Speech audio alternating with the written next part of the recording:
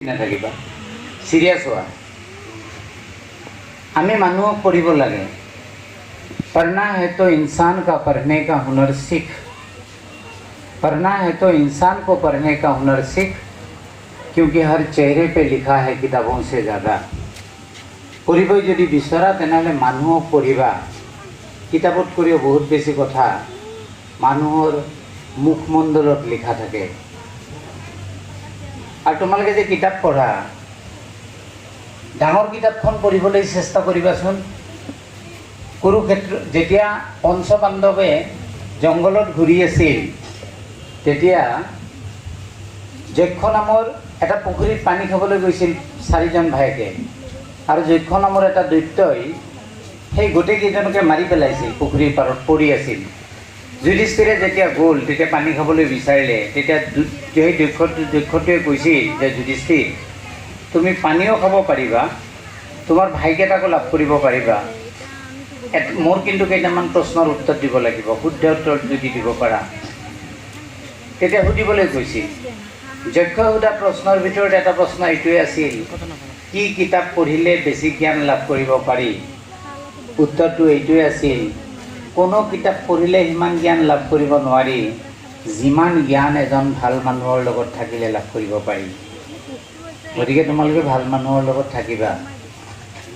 অলপতে মোক M E স্কুলৰ এজন শিক্ষকে এটা কাহিনী কৈছে, শুনি মই আচৰিত হৈছোঁ। মাদাৰ্ছ ডে কাহিনী কৈছে, ছাৰ আমাৰ স্কুলত এইবাৰ মাদাৰ্ছ ডে কথা পাতিব, কোনেও কথা নাপাতিবা দে, ডিষ্টাৰ্ব হয়। মাদাৰ্ছ ডেত এইবাৰ কি হৈছিল, সেই ল'ৰাজনে সেই মানুহজনে মোক ক'লে যে ছাৰ এইবাৰ আমি মাদাৰ্ছ ডে পালন কৰিছোঁ স্কুলত। কেনেকৈ জানেনে? আমি প্ৰত্যেকজন ষ্টুডেণ্টকো কৈছিলোঁ যে তোমালোকে মাবিলাকক লগত লৈ আনিবা, তোমালোকৰ মা। যেতিয়া এজন ল'ৰাক মাতিলোঁ, প্ৰত্যেকজন ল'ৰাক মাতি আছোঁ, মাক লগত আহি আছে। এজন ল'ৰা সৰু আহিল, 6ত পঢ়া ল'ৰা। মই মাকক সুধিলোঁ, এই ল'ৰাজনে আপোনাক কিবা দিগদাৰ দিয়ে নেকি ঘৰত? মাকজনীয়ে হুকাই কান্দিলে ছাৰ। কান্দি একো নকয়, মাত্ৰ নিজৰ কোলাৰ সেই সন্তানটো একদম বুকুত সাৱটি লৈছে, হুকাই কান্দি আছে। মই ছাৰ কিছু সময় মনে মনে থাকিলোঁ। তাৰপিছত সুধিলোঁ, কওকচোন। মাকজনীয়ে ক'লে, ছাৰ ই মোৰ সন্তান বুলি মইনো কি ক'ম, ইয়াক ছাৰ আপোনালোকে একো শাস্তি নিদিব, ইয়াৰ দৰে ভাল সন্তান পাবলৈ নাই। মোৰ ঘৰত মোৰ ছোৱালী এজনীও আছে, মোৰ ঘৰৰ মই সাজ ধুব নাপাওঁৱেই, ইয়েই গোটেইখিনি সাজ ধুৱে, মোক বহুত কামত সহায় কৰে ছাৰ। আৰু আজি মাদাৰ্ছ ডে নহয়, পুৱা ৰাতিতে একদম পুৱাতে আন্ধাৰে থাকোঁতে ই বায়েককো জগাইছে, সিও উঠছে। সি উঠি কৈছে, বা আজি মাক নজগাবা, মায়ে আজি শুই থাকক, আজি মাদাৰ্ছ ডে নহয়, আমি মোবাইলত ষ্টেটাছ নিদিওঁ, আজি এটা কাম কৰিম, তুমি পাকঘৰটো চাম্ভলা আৰু মই গোটেই ঘৰটো প্ৰথমতে সাৰিম, তাৰপিছত মই মুচিম। এইবুলি ছাৰ ই সেই কামটো কৰিছে। মোক আজি উঠিবই দিয়া নাই, মোক একো কাম কৰিবই দিয়া নাই। সিহঁতে চাহ বনাইছে, চাহ বনাই মোক খুৱাইছে, গোটেই কামখিনি। আমাৰ ঘৰত যেতিয়া আলহী মাতোঁ, ৰাতি মাজৰাতিলৈকে যেতিয়া আলহীৰ লগত আমি কথা পাতি থাকোঁ, সি সেই একদম বাচন সি সেই ৰাতি ক'ব নোৱাৰোঁ কোন মুহূৰ্তত যাই সি ধুই থৈ দিয়ে। ক্লাছ 6ত পঢ়া এই ল'ৰাটো। এই ল'ৰাৰ দৰে তোমালোকো হ'বলৈ চেষ্টা কৰিবা। যদি তুমি ব্যতিক্ৰম ধৰ্মিতা যাব নোৱাৰা, কেৱল চিঞৰ বাখৰ কৰি বা কেইখনমান কিতাপৰ কেইটামান ছাবজেক্ট পঢ়ি তুমি জীৱনত মানুহ হ'ব নোৱাৰিবা। শিক্ষাৰ এটাই উদ্দেশ্য, শিক্ষা লাভ কৰা মানে শিক্ষাৰ এটাই উদ্দেশ্য থাকে, সেইটো হৈছে মানুহ বিচৰা। ধৰ্মৰো এটাই উদ্দেশ্য থাকে, সেইটো হৈছে মানুহ বিচৰা আৰু মানৱীয় চিন্তা চৰ্চা। গতিকে সেই কামখিনি যদি তুমি কৰিব নোৱাৰা, এইবাৰ স্বাধীনতা দিৱসত ছাত্ৰ ছাত্ৰীক এটা কথা কৈছোঁ যে তোমালোকে এনেই চিঞৰি চিঞৰি বন্দে মাতৰম গাই একো লাভ নাই। ক্লাছৰুমৰ পৰা ওলাই অহাৰ সময়ত লাইটকেইটা যদি বন্ধ কৰা নাই, ফেনখন যদি বন্ধ কৰা নাই, তুমি নিজকে ছাত্ৰ ছাত্ৰী বুলিও নক'বা আৰু তুমি ভাল নাগৰিক বুলিও তুমি নক'বা। আচলতে মানুহ হ'বলৈ আমি প্ৰচেষ্টা চলাব লাগে। আমি যেতিয়া প্ৰিন্সিপালৰ চেম্বাৰত বহি থাকোঁ, তেতিয়া প্ৰিন্সিপালৰ চেম্বাৰত আমি মানুহক লগ নধৰোঁ, আমাক লগ ধৰিবলৈ ডেইলি নহ'লেও কেইবাশ মানুহ আহে, ছাত্ৰ ছাত্ৰীও আহে, মানুহ আহে। মইতো মানুহৰ লগত কথা নাপাতোঁ। মই দেখা পাই থাকোঁ মানুহবিলাক যেতিয়া সোমাই থাকে প্ৰিন্সিপালৰ ৰুমলৈ, তেওঁলোকৰ পিঠিত বোজা লৈ আহে তেখেতসকলে, ছাত্ৰবিলাকেও বোজা লৈ আহে। কিহৰ বোজা? একোটি কাহিনীৰ বোজা। প্ৰত্যেকজন ছাত্ৰই একোটি কাহিনী বৈ ফুৰে আৰু সেই কাহিনীবিলাকত জীৱন সোমাই থাকে। হঠাৎ ছোৱালী এজনীয়ে কান্দি কান্দি আহিল, প্ৰিন্সিপাল ছাৰ, আজিৰ পৰা 2-3 বছৰ আগতে, প্ৰিন্সিপাল ছাৰ, মোক বৰ কষ্ট দিছে আপোনাৰ অফিচৰ মানুহখিনিয়ে। ছোৱালী এজনী গাভৰু ছোৱালীক কষ্ট দিছে, তাই 3rd চেমত। মই সুধিলোঁ কিহৰ কষ্ট? ছাৰ 3rd ছেমিষ্টাৰৰ এডমিশ্যনৰ সময়, মই এডমিশ্যন ল'ব বিচাৰোঁ, মোক এডমিশ্যনৰ দিগদাৰ দি আছে। মই মাতি আনিলোঁ অফিচৰ মানুহকেইজনক, ক'লোঁ কি যে কিয় তোমালোকে কিয় দিগদাৰ দিছা? কৈছে ছাৰ আমাক দিগদাৰ দিয়ে বুলি কৈছে, এই আমাক দিগদাৰ দি আছে। মই সুধিলোঁ কি দিগদাৰ হৈছে কোৱাচোন? ছাৰ এই 1st ছেমিষ্টাৰত ফ্ৰী এডমিশ্যন পাইছিল, এতিয়া এই 3rd ছেমিষ্টাৰ পঢ়ি আছে, এডমিশ্যন ল'ব। আমি কৈ আছোঁ তাইক 3rd ছেমিষ্টাৰত তুমি ফ্ৰী এডমিশ্যন লোৱা। তাই কিন্তু কৈ আছে নহয়, মই 3rd ছেমিষ্টাৰত পইচা দি এডমিশ্যন দিম, ল'ম। উল্টা কথা, মানুহে ফ্ৰী এডমিশ্যন বিচাৰে, তাই বিচাৰি আছে পইচা লৈ। কলেজে কৈ আছে কোনো কাৰণত বেলেগ দিব নোৱাৰোঁ। নহ'ব, তুমি ফ্ৰী এডমিশ্যন ল'ব লাগিব। তাই কৈছে মই নলওঁ। মোক কিয় ইমান অত্যাচাৰ কৰিছে ছাৰ? মই যাব দিলোঁ মানুহকেইজনক, তাইক ওচৰলৈ মাতিলোঁ, মাইনাও আহাচোন, তুমি মোক একদম আপোন ভাবি কথাখিনি কোৱা। তাই কান্দিলে, খুব কান্দিলে, কান্দি কান্দি ক'লে, ছাৰ আমি বৰপেটা ৰোডত থাকোঁ ভাড়াঘৰত। মোৰ মায়ে পৰৰ ঘৰত কাম কৰে, মোৰ দাদা জুলজি ডিপাৰ্টমেণ্ট BH কলেজত পঢ়ে, সি টিউশ্যন কৰে, ময়ো পৰৰ ঘৰত টিউশ্যন কৰোঁ ছাৰ।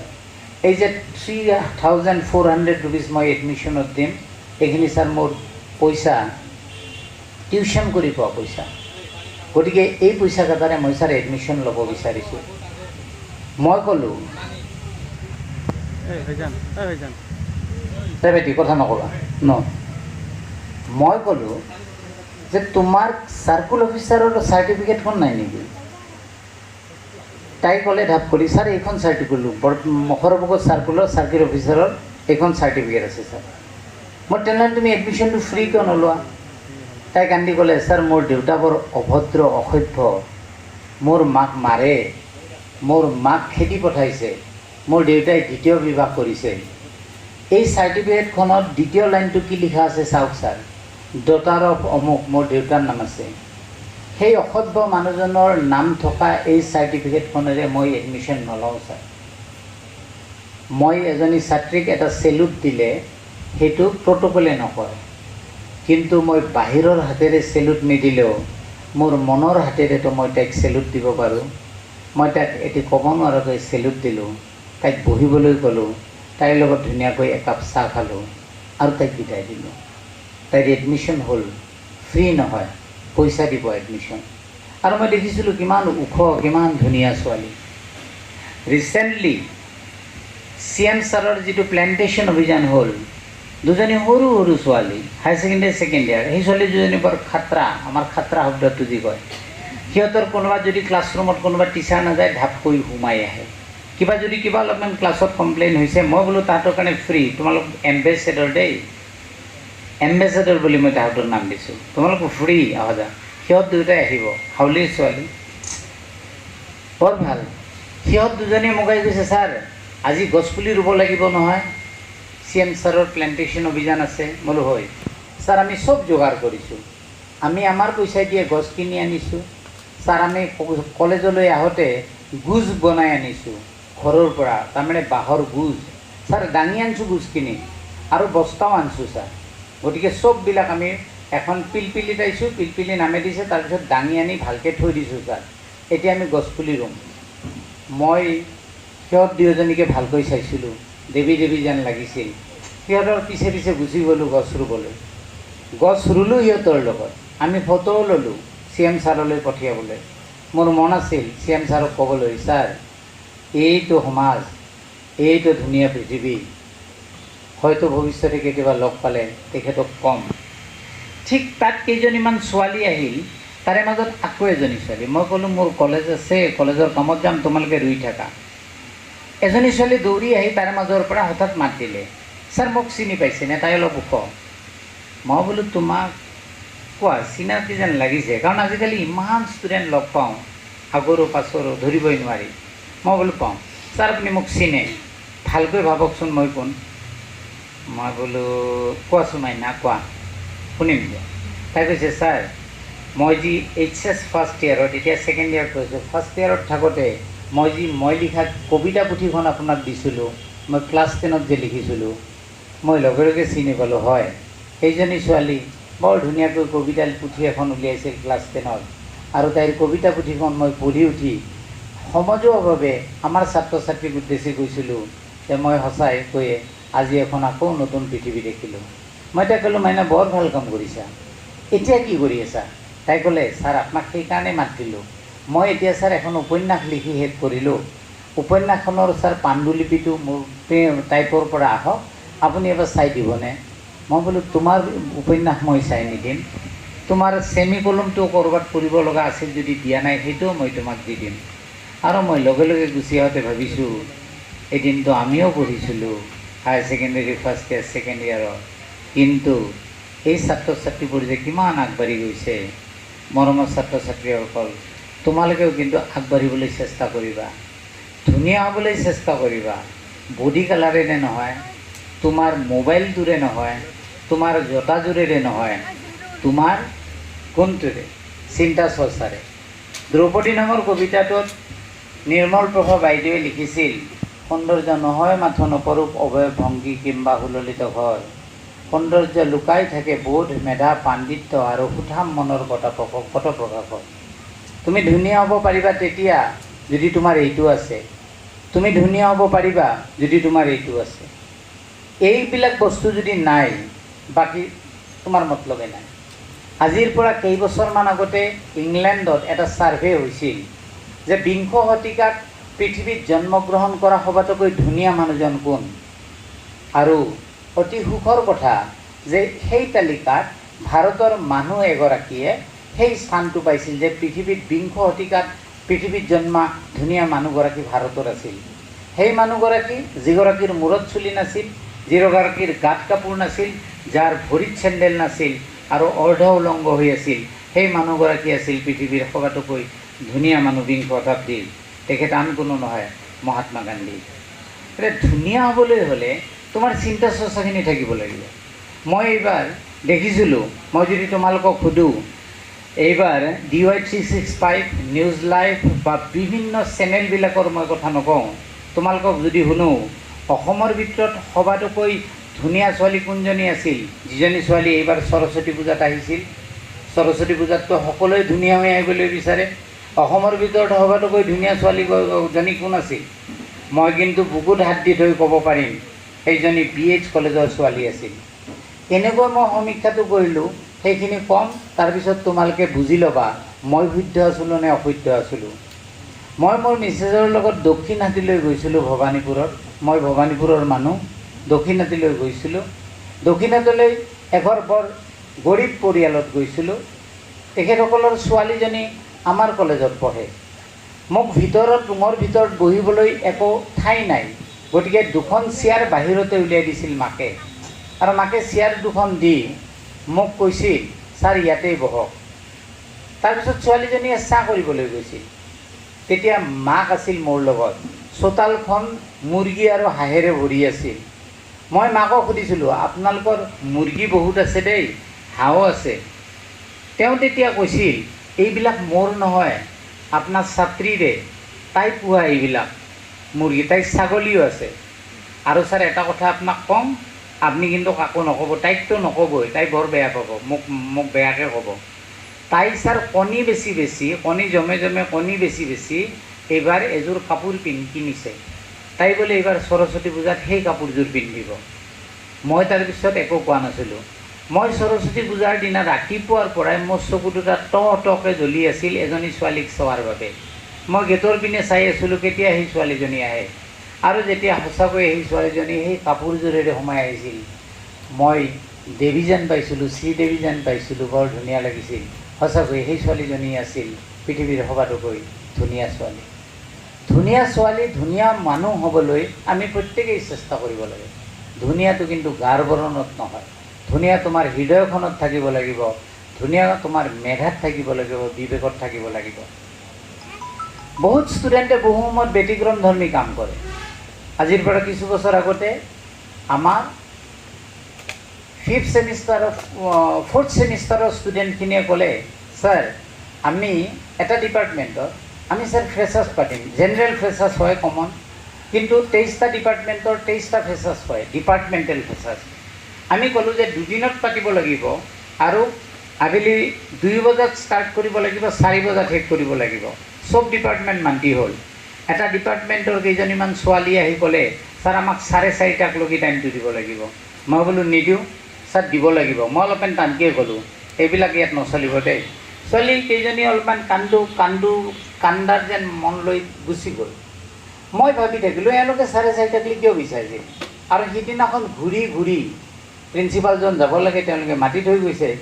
মই প্ৰায় 3:30মান বজাত 214 ৰুমলৈ গ'লোঁ আৰু য'ত তেওঁলোকে সেই ফ্ৰেছাৰ্ছ পাতি আছিল। মই ধুনীয়াকৈ 4 বজালৈকে থাকিলোঁ তেওঁলোকৰ লগত। অতি উন্নত মানদণ্ডৰ প্ৰগ্ৰেম কৰিছিল। আচৰিত কথা, 4 বজাত তেওঁলোকে প্ৰগ্ৰামটো ঠিক 4 বজাত শেষ কৰিলে। অন্যবিলাকে যে 4টা বুলি কৈছিল, বহুতৰ মই দেখা পাইছোঁ 4:15, 4:20লৈ প্ৰগ্ৰাম চলিল, কিন্তু তেওঁলোকে ঠিক 4টাত প্ৰগ্ৰাম শেষ কৰিলে। মই ছোৱালীকেইজনীক ক'লোঁ, তোমালোকে যদি 4টাতে প্ৰগ্ৰাম কৰা, মোৰ ভয়ত কৰিলা নে 4:30 কিয় বিচাৰি আছিলা? তেওঁলোকে ক'লে, নহয় ছাৰ আমাক 4:30 লাগিব। বোলো কিয়? ছাৰ কালি ৰাতিপুৱাত 9:30ত ইয়াতে ক্লাছ হ'বতো, এই গোটেই খেলি মেলি হৈ থকা ৰুমটো ছাৰ আমাক আধা ঘণ্টা টাইম লাগিব। আমি সাৰিম, আমি ডেস্ক বেঞ্চবিলাক ঠিক কৰিম আৰু এই গোটেই কামবিলাক কৰি মেলিহে আমি ছাৰ আমাৰ কামবিলাক কৰিম। তেতিয়া মোৰ নিজৰে ভাৱ হৈছিল যে এই পৃথিৱীখন সঁচাকৈ বৰ ধুনীয়া আৰু ধুনীয়া মানুহেৰে ভৰি থকা আমাৰ পৃথিৱীখন। এতিয়া আমি সদায় ব্যতিক্ৰম ধৰ্মিতাৰে চলিব লাগে। এজনী ছোৱালী সোমাই আহিছে, ছোৱালীজনী কৈছে may I come in sir, আহা। মই চালোঁ ছোৱালীজনীক যে এইজনী ছোৱালীক ক'ৰবাত দেখিছোঁ, তাইতো মোৰ এতিয়াৰ ছাত্ৰী নহয়। তাইক সুধিলোঁ কোৱা। ছাৰ মোৰ দেউতা বাহিৰত আছে, আহিব দিম নেকি? বোলো মাতা তোমাৰ দেউতাক। দেউতাক আহিল, দেউতাকে ক'লে আপোনাৰে ছাত্ৰী আছিল, এতিয়া দিল্লী ইউনিভাৰ্চিটিত পঢ়ে, ইয়াৰ পৰা ডিগ্ৰী পাছ কৰি গৈছে। ছাৰ মই এটা কাম কৰিছিলোঁ, যেতিয়া এডমিশ্যন হৈছিল এই ফ্ৰী এডমিশ্যন নাছিল, মই চাকৰি কৰোঁ কাৰণে, কিন্তু গভৰ্ণমেণ্টৰ এটা প্ৰগ্ৰেম আছিল যে যিবিলাক এডমিশ্যন পাব ফ্ৰী হ'লে গছ ৰুব লাগিব। মই এই মোৰ মাইনাক কৈছিলোঁ, মাইনাও তুমি গছ এডাল ৰুই থৈ আহিবা দিয়া তোমাৰ কেম্পাছত। আৰু তাই বৰ ধুনীয়াকৈ গছ ৰুলে। তাইক মই অকলে পঠা নাছিলোঁ, আমাৰ ঘৰত কাম কৰা ল'ৰাটোও পঠাইছিলোঁ। আৰু প্ৰায় 6 মাহৰ মূৰে মূৰে মই আহি তাইৰ লগত গছডাল বেৰাও দিছিলোঁ, চাইও গৈছিলোঁ। এতিয়া গছডাল ডাঙৰ হৈছে ছাৰ। গতিকে এইবাৰ তাই বন্ধত আহিছিল, যাব, কালি তাই যাব। আমি দুয়োটাই প্ৰগ্ৰাম কৰিছোঁ, আজি ৰাতিপুৱাই আমি আহিছোঁ, গছডালৰ চব ঠিক ঠাকে আছেনে নাই সেই কথাবিলাক চাই যোৱাৰ বাবেহে। মোৰ আচৰিত যেন লাগিছিল, মই ফিল কৰিছিলোঁ ৰিয়েলি গাৰ্জেন হ'লে এনেকুৱা হ'ব লাগে। এই গাৰ্জেনৰ সন্তান কেতিয়াও বিপথে যাব নোৱাৰে। মৰমৰ ছাত্ৰ ছাত্ৰীসকল, এই কথাবিলাক তোমালোকে কিন্তু মৰ্মে মৰ্মে উপলব্ধি কৰিব লাগিব। ৰিচেণ্টলি এটা প্ৰগ্ৰেমত আমাৰ ছোৱালী এজনীয়ে 6th ছেমিষ্টাৰৰ ফেয়াৰৱেলত 101 ৰুমত আমাৰ ছোৱালী এজনীয়ে তাইক মাইক্ৰফোনটো দিওঁতে তাইক ক'বলৈ দিয়াৰ লগে লগে তাই ক'লে, বৰ দুখৰ কথা যে আমি কৰোণা পালোঁ। আমি কৰোণা কালৰ উপজ, কৰোণা কাল কি উপজ হে আমি সেইকাৰণে জীৱনত বহুত হেৰুৱালোঁ। তাইৰ কথাখিনি শেষ হোৱাৰ পাছতে প্ৰিন্সিপালে ক'ব লগা আছিল। মই ক'লোঁ যে অলপ আগতে এজনী ছোৱালীয়ে বৰ গোকাত মিছা কথা কৈ গ'ল। কাৰণ ছোৱালীজনীয়ে ক'লে যে তাই বোলে কৰোণা অহাৰ কাৰণে বৰ বিপদ হৈছে। হয়তো তোমালোকে ধাপকৈ এইমাত্ৰ শুনো, যদিও কৰোণা বেয়া নে ভাল, তোমালোকে ক'বা কৰোণা বেয়া। মইতো নকওঁ। মোক যদি এনেকৈ 5 বছৰৰ মূৰে মূৰে এবছৰৰ কাৰণে কৰোণা আহি থাকে, মই পৰম তৃপ্তি লাভ কৰিম, পৰম তৃপ্তি। কাৰণ কিয়, মই এই কৰোণা কালত মোৰ বিয়া কৰাবৰ এতিয়া প্ৰায় 24 বছৰমান হ'ল বা 23 বছৰমান হ'ল। মই মোৰ পত্নীক, মোৰ শ্ৰীমতীক ইমান বুজিবলৈ পৰা নাছিলোঁ যিমান মই কৰোণাৰ বছৰটোত বুজিছোঁ। কিয়নো 3টা বা 4টা ৰুমত বাহিৰতো নলওঁ, আমি 3টা মানুহ, মোৰ ল'ৰাটো, মোৰ মিছেছ আৰু মই মোৰ মিছেছক চাওঁতে, মই মোৰ মিছেছক বুজোঁতে, মিছেছে মোক বুজোঁতে, মোৰ ল'ৰাটোৱে মোক বুজোঁতে, মই মোৰ ল'ৰাটোক বুজোঁতে ইমান ভাল লাগিল যে আমাৰ পৰিয়ালটো বৰ সুন্দৰ পৰিয়াল হৈ উঠিল। আমি প্ৰত্যেকেই উপলব্ধি কৰিলোঁ আৰু আমি তিনিওজনে সংকল্প ল'লোঁ যে এই বছৰটো কেতিয়াবা খোলেতো একো কথা নাই, গতিকে তামাম কিতাপ কিনিব লাগে আৰু তামাম কিতাপ পঢ়িব লাগে। মই বৰ অহংকাৰেৰে নকওঁ, তথাপিতো মই কওঁ যে কৰোণা কালত লিখা মোৰ 5খন কিতাপ আজিৰ পৰা 1.5 মাহমান আগতে কটন ইউনিভাৰ্চিটিত বুক ৰিলিজ কৰিলোঁ অনুৰাধা শৰ্মা পূজাৰীৰ বাইদেউৰ দ্বাৰা। এইবিলাকতো কৰোণা কালে আমাক দিলে, মিছা মিছিকৈ কিয় কৰোণাক দোষ দি থাকোঁ? কৰোণা আহক, মাজে মাজে আহিয়ে থাকক, কৰোণাই আমাক জীৱন দিয়ক। কাৰণ তোমালোকে বুজিবা, পৃথিৱীত বহুত কাহিনী ঘটিছে নিগেটিভ কথাৰ পৰা। মানুহক ইমান পজিটিভ কথা থাকিব নালাগে। যাৰ ঘৰত চব আছে সেই ঘৰত চলি বৰবাদে যায়, যাই যুঁজে সি জিকে। আমেৰিকাত এগৰাকী বিখ্যাত ব্যক্তি, একদম সাধাৰণ ব্যক্তি আছিল। তেওঁ এটা বেংকত কৰ্মচাৰী আছিল। হঠাৎ বেংকটোত ঘোটালা ঘটিল। তেওঁ ক্লাৰ্ক আছিল।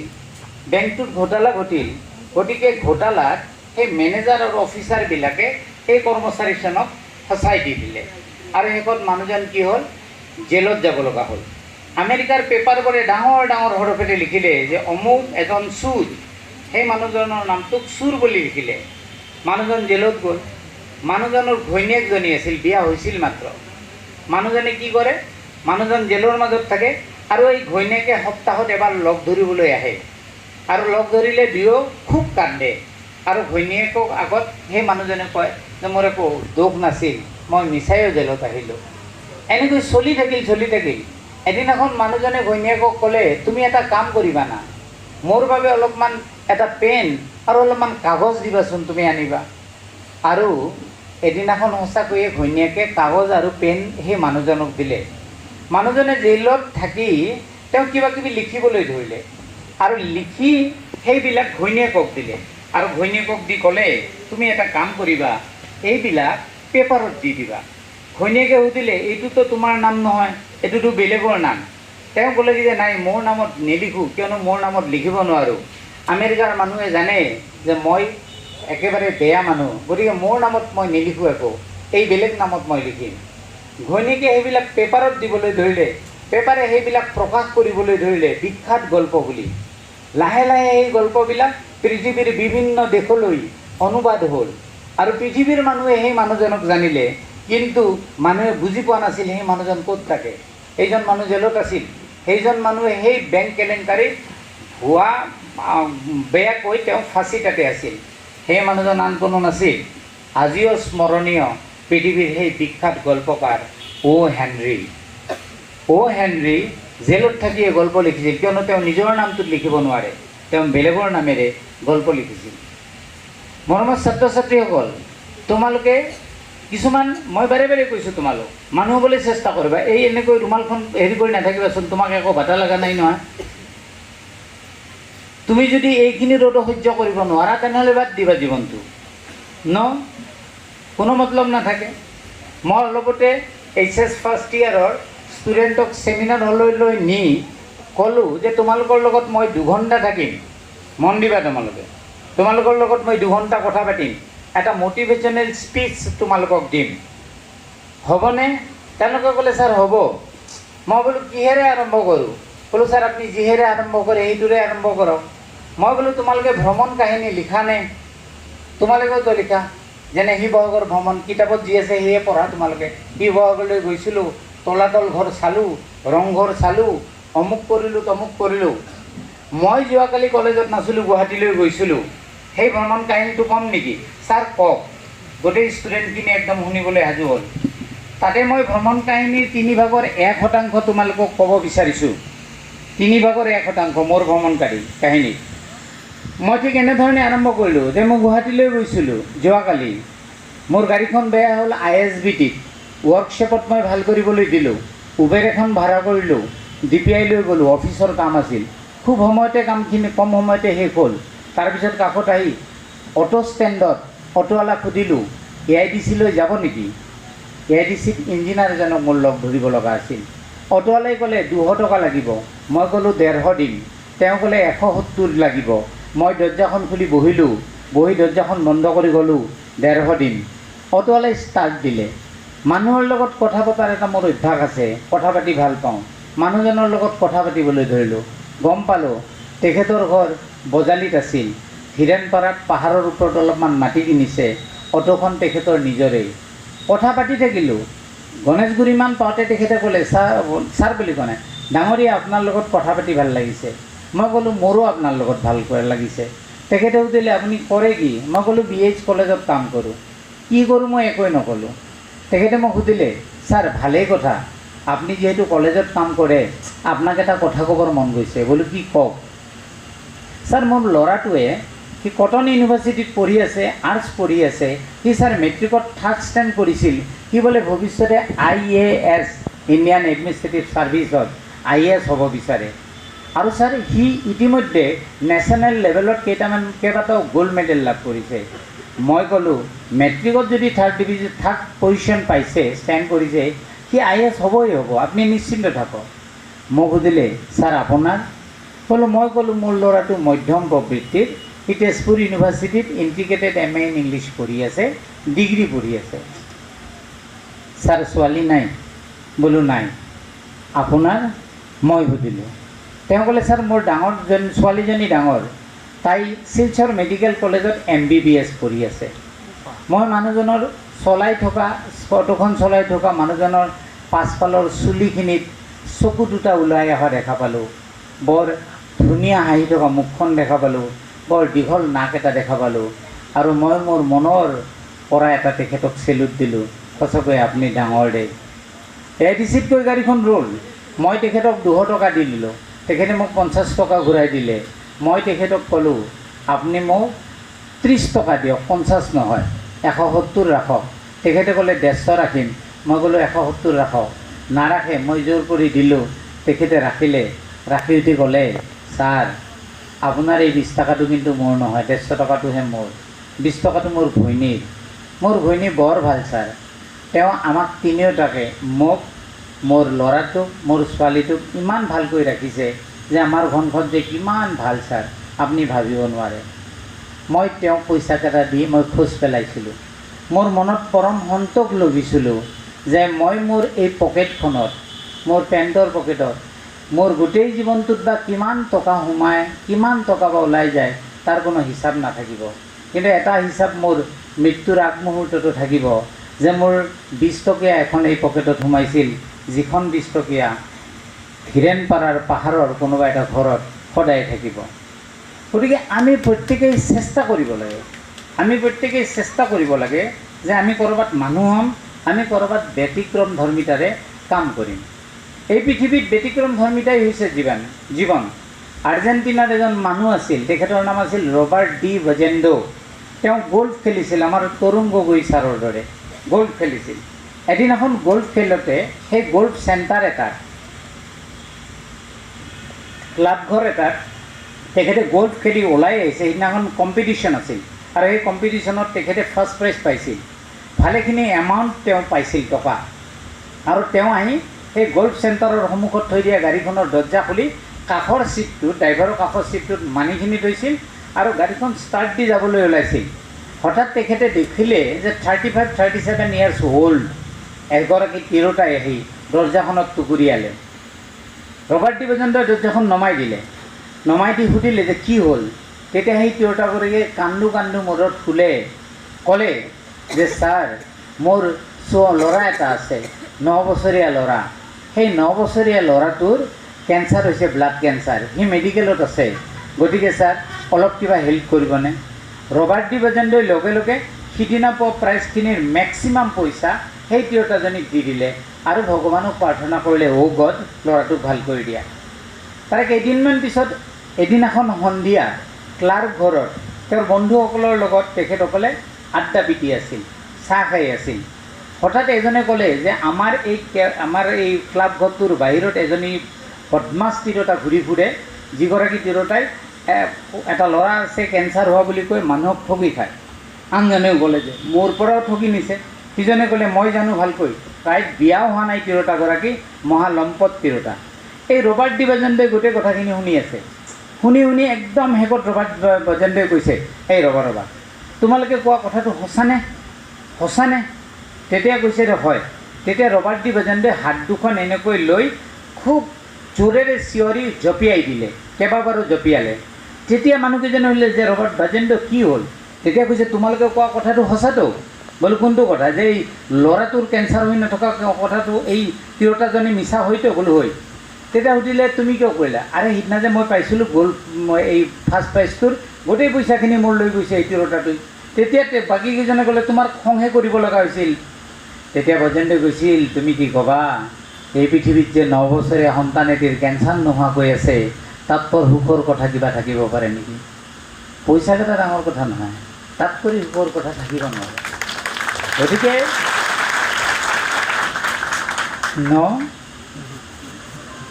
तालियों की ज़रूरत नहीं है बेटा। আমি যেতিয়া আমাৰ ছাৰসকল যেতিয়া আমি ক্লাছৰুমত যাওঁ, মই যেতিয়া ক্লাছৰুমত সোমাই যাওঁ তেতিয়া চব ষ্টুডেণ্টে থিয় দিয়ে। মই কৈছোঁ যাই যাই থিয় দিয়াত তাকে এক্সপেল কৰিম। কোনো কাৰণত থিয় নেদবা, যাই যাই থিয় দিয়া। এতিয়া বৰ্তমান কায়ো হা নকৰে থিয় দিবলৈ। তুমি থিয় দি মোক কি দেখুওৱা?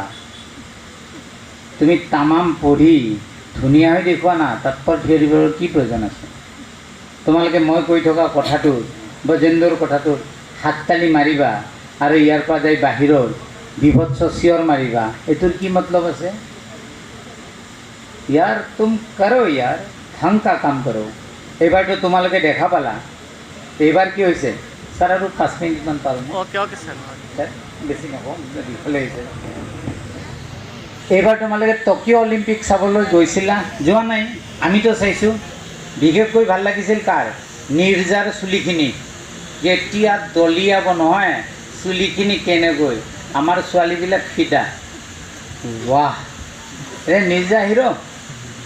কিন্তু তোমালোকে আচল কাহিনী কেতিয়াবা পঢ়িছা? এই যে দৌৰ প্ৰতিযোগিতা হৈছিল আৰু তাতে যে স্পেইনৰ ইভান আৰু কেনিয়াৰ আবেল মুটা সিহঁতো দৌৰি আছিল নহয়। আবেল মুটা নামৰ একদম ক্ষীণ ক'লা মানুহটোৱে দৌৰি দৌৰি ফাৰ্ষ্ট হৈছিল। কিন্তু সিদিনা এটা ঘটনা ঘটিছিল। এই ফাৰ্ষ্ট হ'বলৈ এইডাল ৰেখা চুব লাগে, তাৰে জাষ্ট আগত আৰু একেডাল ৰেখা আছিল। আবেল মুটা নামৰ কেনিয়াৰ এই খেলুৱৈগৰাকীয়ে গৈ গৈ গৈ গৈ ভাবিলে এই ৰেখাডালত ৰৈ গ'ল। তেওঁ ভাবিলে মই গ'ল্ড মেডেল পাই গ'লোঁ। আচলতে নহয়, এই ইমানমান আগত আৰু এডাল ৰেখা আছিল, সেইডাল নচলেতো নহয়। তেওঁৰ পিছে পিছে দৌৰি আহিছে স্পেইনৰ ইভান নামৰ সেই খেলুৱৈগৰাকী।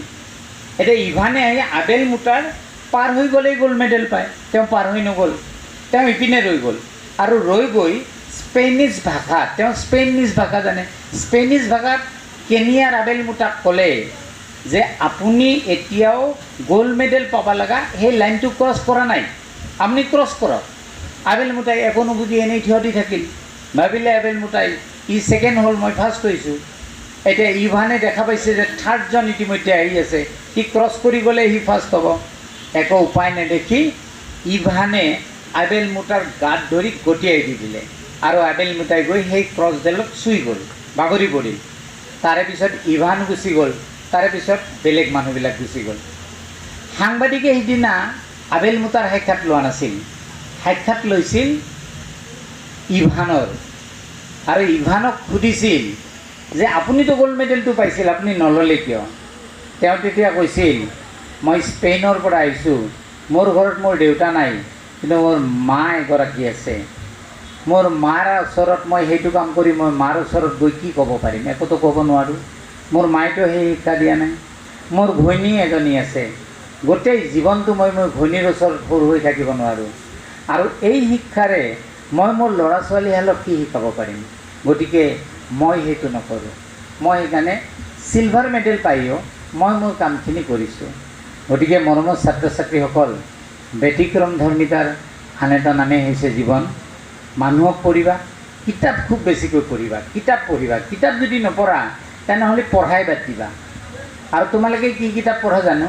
ছায়েন্সৰ বটানী যদি বটানীখনেই পঢ়া, তোমালোকে যদি কেমেষ্ট্ৰিখনে, ইকনমিক্সখনেই পঢ়া, পৃথিৱীৰ ডাঙৰ ডাঙৰ লিখকৰ ডাঙৰ ডাঙৰ কিতাপবোৰ তোমালোকে নপঢ়াই, যাৰ ফলত CV ৰমন বুলি মই ইয়াত যদি সুধোঁ বেয়া নাপাবা তোমালোকে, নেকি? তুমিও বেয়া নাপাবা দেই। মই যদি এইমাত্ৰ আকস্মিক বক্তৃতা দিবলৈ কওঁ তোমালোকক মাতি আনি CV ৰমনৰ ওপৰত তোমালোকে ক'ব লাগিব मोर सन्देह আছে 2 मिनिट थিয় দিব নোৱাৰিবা কোনো ষ্টুডেণ্টে। तो यार तुम कहाँ हो? तुम्हें फर्स्ट डिवीज़न मिलेगा पर तुम इंसान नहीं बन पाओगे। ज़िंदगी में तुम्हें अच्छी नौकरी नहीं मिलेगी, तुम कहीं के नहीं रहोगे बेटा। तो मेहनत करो और ढंग से दुनिया को देखने का प्रयत्न करो। এইখিনি কথাৰে সামৰিছোঁ। যদি আমাক প্ৰেচিডেণ্ট ছাৰে অনুমতি দিয়ে, ছাৰ এটা বা দুটা শায়ৰী কৈ যাম নেকি? ওকে স্যাৰ স্যাৰ কম ছাৰ ক'ব লাগিব। কিন্তু মোৰ এটা দিগদাৰ হয়, ৰিচেণ্টলি মই ষ্টুডেণ্টৰ লগত শায়ৰী ক'লোঁ, ৰাতি 9 মান বজাত মোক মোৰ ল'ৰাটোৱে ধমকি দিছে তেজপুৰৰ পৰা, দেউতা তোমাৰ কাম বন নাই নেকি? মই বোলো কিয়? গম পা নাই তোমাৰ যে শায়ৰী ভাইৰেল হৈছে? ৰাতি 11টামান বজাত মোৰ ইপিনেও ভয় লাগিছে ফটো লওঁতে, নাই আকৌ ভাইৰেলে হয়। ইপিনে আকৌ ৰাতি 11টামান বজাত ইন্দ্ৰপ্ৰস্থ দিল্লীত পৰি থকা মোৰ ভাগিনীজনীয়ে মোক কৈছে, তাই আকৌ সদায় মোক অলপ বেলেগকৈ মাতে, মামা এনেকৈ মাতে। তাই মোক মাত দিছে ফোনত, মামা তোমাৰ ভিডিঅ' ভাইৰেল হৈছে গম পোৱা? মই বোলো অ' মাইনা, হ'ব লগাখিনি হৈছে, তুমি মোক এতিয়া কি বন্ধ কৰিবা? দুটিমান শায়ৰী গৈছোঁ। ছাৰ অনুৰোধ থাকিল, বিশেষকৈ মোৰ ভয় লাগে আমাৰ দাস ছাৰকে, আমাৰ বিপিকে কলেজৰ। ছাৰ শায়ৰীত প্ৰেম থাকে, বেয়া নাপাব, হ'ব ছাৰ। আৰু তোমালোকেতো বৰ ফূৰ্তি পাবা, প্ৰেম বুলি ক'লে জীৱন, বাহ জিন্দগী মে আৰু কিয়া। এটা বিৰাট ডাঙৰ গল্লা, তাত নাই। তোমালোকে প্ৰেম কৰিব জানা? নাজানা? নাজানা কাৰণে ছাৰ শায়ৰী থাকে, কিবা এটা প্ৰেমৰ কথা মনত পৰি গৈছে। মই কৈছোঁ তোমালোকে প্ৰেম কৰিব নাজানা কাৰণে মই কৈছোঁ তোমালোকক প্ৰেম কৰিব শিকাব খুজিছোঁ। এবাৰ কটন কলেজৰ কথা নাপাতিবা। এবাৰ কটন কলেজৰ আনন্দৰাম ঢেকিয়াল ফুকন ছাত্ৰাবাসে এটা প্ৰতিযোগিতা পাতিছিল। মই এটা প্ৰতিযোগিতা বুলি ক'লোঁ, মই ভুল কৈছোঁ। এখনি প্ৰতিযোগিতা বা এটি প্ৰতিযোগিতা, কিয়নো কোমল বস্তুবিলাকত এটা গীত বুলি কেতিয়াও নক'বা, এটি গীত। মই যদি তোমালোকক এইমাত্ৰ এটা স্পেলিং সুধোঁ, তোমালোকে নোৱাৰিবা। মোৰ কলেজৰ ষ্টুডেণ্টে নোৱাৰে। মই এবাৰ গ'লোঁ HS ফাৰ্ষ্ট ইয়েৰত, বৰ্ডত লিখিলোঁ কি ক্লাছ আছে তোমালোকৰ আজি? তেনেকৈ ক'লে ছাৰ অসমীয়া। মই বোলো অসমীয়াত মই এটা স্পেলিং লিখিব দিম আজি 45 মিনিটত, স্পেলিংটো মোক শুদ্ধ কৰি দিবা হা। তেনেকৈ ক'লে হ'ব ছাৰ। মই বাহঁতে লিখোঁ, বৰ্ডত লিখিলোঁ VILLAG ভিলেজ ইজ ইকুৱেল। এইবাৰ মই লিখিছোঁ গটাকাৰে গা, গড় ওপৰত চন্দ্ৰবিন্দু আৰু অ। মন দিবা দেই, গট আকাৰে গা, গড় ওপৰত চন্দ্ৰবিন্দু আৰু অ। দ্বিতীয়বাৰ লিখিছোঁ গট আকাৰে গা, আকাৰৰ ওপৰত চন্দ্ৰবিন্দু আৰু অ। আৰু তলত লিখিছোঁ গট আকাৰে গা, অ'ৰ ওপৰত চন্দ্ৰবিন্দু। মোক এতিয়া ক'ব লাগে ভিলেজ কোনটো? এইমাত্ৰ যদি তোমালোকক সুধোঁ, তোমালোকে ছাৰ বৰ গৰম পৰিছে, তলমুৱা হয় ভাল নেকি? ক'ব পাৰিবা কোনোবাই? পাৰিবা? নোৱাৰা। বা পাৰিলেও মই যদি এইমাত্ৰ গুলি মাৰিব কওঁ, তাৰে 20টা গুলি তোমালোকৰ কাৰেক্ট যাব, আৰু কিন্তু 40টা গুলিয়ে তোমালোকৰ ৰং হ'ব, 60টা গুলিয়ে ৰং হ'ব। গড় আকাৰ দিলে কোনো আকাৰান্তৰ ওপৰত চন্দ্ৰবিন্দু নহয়, গতিকে গণ্ডগোল। গট আকাৰে গা ও, সেইটো যদি হয় তেনেহ'লে অ'ৰ ওপৰত চন্দ্ৰবিন্দু টানিলে মই এটি গীত গাওঁ। আৰু ভিলেজৰ ওপৰত হ'লে গড় ওপৰত চন্দ্ৰবিন্দুটো যদি দিয়া তেনেহ'লে ইজ ইকুৱেল টু ভিলেজ। গতিকে আমি কিছুমান কথা কিমান সূক্ষ্মভাৱে চাব লাগিব জীৱনত। কটনত আনন্দৰাম ঢেকিয়াল ফুকন ছাত্ৰাবাসত ছাত্ৰসকলে ফ্ৰেছাৰ্ছ পাতিছিল। তাত তেওঁলোকে অনুৰাধা শৰ্মা পূজাৰীক মাতি লৈ গৈছিল জাজ হিচাপে। তেওঁলোকৰ হোষ্টেলৰ চিঠি লিখা প্ৰতিযোগিতাৰ জাজ। আৰু চিঠি লিখা প্ৰতিযোগিতাৰ বিষয় আছিল কি জানানা? প্ৰেম। শ্ৰেষ্ঠ চিঠি কোনখন আছিল জানা? এই চিঠিখনৰ গোটেই হুবহু কথাখিনি মনত নাই, কিন্তু মই থিমটো তোমালোকক ক'ব পাৰিম। কওঁ, মই নিজাকৈ বনাই ক'ম। মৰমৰ নীলাঞ্জনা, ভালে আছা? তোমাক এৰি আহিবৰ বহুদিনেই হ'ল। পূজা আহিলে ঘৰত যাম। ইয়াত সময় পোৱা নাযায় জানা। মই ভবাই নাছিলোঁ হাইস্কুলত পঢ়ি থাকোঁতে যে গুৱাহাটীৰ কটন কলেজখন যে ইমান ডাঙৰ, এটা ক্লাছো মিছ নহয়। ছাৰবিলাক প্ৰকাণ্ড প্ৰকাণ্ড, ইমান ভাল ভাল কথা কয়। ইয়াতে এটি লাইব্ৰেৰী আছে, লাইব্ৰেৰীটো দেখিলে তুমি চকেই খাবা। কিমান যে কিতাপ, ল'ৰা ছোৱালীবিলাকে ৰিডিং ৰুমত ধুনীয়াকৈ পঢ়ি থাকে, সন্ধিয়া অলপ ফুৰে, খেলেও। ইয়াতে এটি অডিটৰিয়াম আছে, কলাগুৰু বিষ্ণুপ্ৰসাদ ৰাভা অডিটৰিয়াম। তাত ভাৰতৰ ডাঙৰ ডাঙৰ মানুহবিলাক আহে, কেতিয়াবা বিদেশী মানুহো আহে। মিটিংবিলাক শুনিলে মোৰ লাজেই লাগে, আমি যে কেনে মিটিং কৰিছিলোঁ। বৰ ডাঙৰ পৃথিৱী জানা। পকেটত পইচা কম থাকে, নহ'লেতো পাণবজাৰত ধুনীয়াকৈ কল্পনা বা মহামায়াত চাহ খাব পাৰি। মাজে মাজে গৈ চাহকাপ খাওঁ, কিন্তু সময় নাপাওঁ। হোষ্টেলত যি পাওঁ সেইখিনিৰে খাওঁ, বাকীখিনিত সময় দৌৰতেই যায়। মাজৰাতিলৈকে কিতাপ পঢ়োঁ। এখন বেলেগ পৃথিৱী জানা। নীলাঞ্জনা, তুমি ভালকৈ পঢ়া। আচলতে মই ইয়াত আহি উপলব্ধি কৰিব পাৰিছোঁ, মানুহ যদি হ'ব নোৱাৰি তেনেহ'লে জীয়াই থাকি একো লাভ নাই। তুমি ভালকৈ পঢ়া। এইখন মোৰ তোমালৈ লিখা শেষ চিঠি। ইয়াৰ পিছত আৰু তোমালৈ মই চিঠি নিলিখোঁ। তুমি ভালকৈ পঢ়া, মই পঢ়াত লাগি যাম। মই এখন নতুন পৃথিৱীৰ সন্ধান পাইছোঁ আৰু সেই পৃথিৱীত চলিবলৈ মই শিকিছোঁ। তুমিও এনেকুৱা ভাল পৃথিৱী এখনৰ কল্পনা কৰা। ইটিত তোমাৰ নিপেন। চিঠিখন শেষ।